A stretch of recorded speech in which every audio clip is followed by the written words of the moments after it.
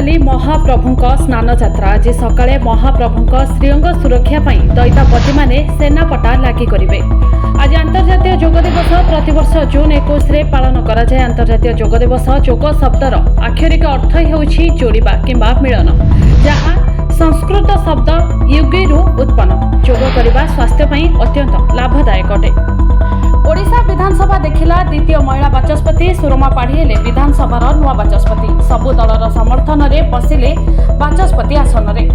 भुवनेश्वर में खोल राज्यर प्रथम चाउल एटीएम। यह हेब राज्यर प्रथम चाउल एटीएम।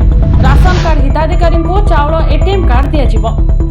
राज्य में प्रचंड गरम और गुड़गुड़ी जोगु आउ दिनक बढ़िला सकाळ स्कूल निष्पत्ति। आज स्कूल सकाळ 6:30 ରୁ 10:30 जाए खोला रहिब। आसंता काली ठारू हेब स्वाभाविक। ड्रेन में पड़ी नाबालक मृत्यु घटना रे बीएमसी ड्रेनेज डिविजन सहकारी जंत्री हेले निलंबित।